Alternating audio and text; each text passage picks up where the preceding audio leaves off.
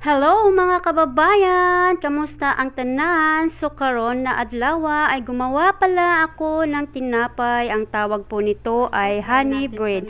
Tara, kain po tayo mga kababayan ko at ipapakita ko po sa inyo kung paano gawin ang honey bread na may cheese sa loob ng tinapay. Mayroon po tayong isang cup at kalahating na cup na fresh milk.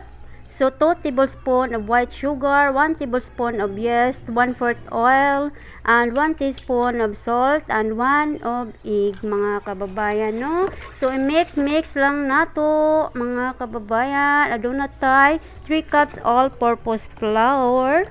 So, i-mix lang nato hinay-hinay until mag-combine ang iyang mga wet ingredients, mga kababayan. If required pa ang additional nato ani nga harina, so atong butangan aron dili magdikit-dikit ang atong kamay pag magmasa, no? So mao ni atong mga fillings, mga kababayan. Aduna tay cheese curry og sesame seeds.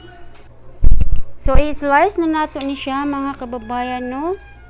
Yun ani lang pagka-slice. So tapos na ang ating dough na harina.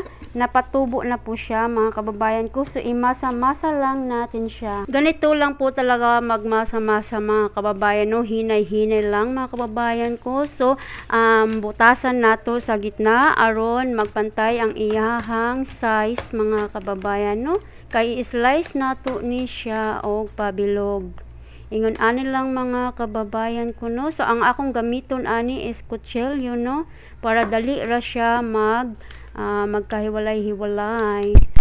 Dagdagan ko po ng harina kaunti, mga kababayan ko, para hindi magdikit-dikit, no? So lagyan na natin ng palaman ang ating dough. So ito po ay isang cheese curry, mga kababayan ko. Dagdag po pasarap sa ating dough na honey bread, mga kababayan ko.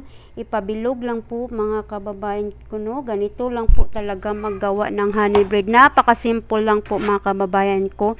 Doon lang po ako nahirapan sa pagmasa-masa. So finish na, mga kababayan ko. Nilagyan ko po ng kaunting mantika yung ating lagayan sa oven para hindi siya magdikit-dikit pag naluto, mga kababayan. Ganito lang, mga kababayan ko, no? Isa-isa lang natin paglagay. Isa-isa lang, mga kababayan ko, no? Kasi i-rest po natin to ng 10 minutes, 15 minutes. Subod-buran natin ng egg yolk, mga kababayan ko. I-spread natin para maganda ang kalabasan niya sa pagluto ng ating honey bread do, no? So takpan muna natin, mga kababayan.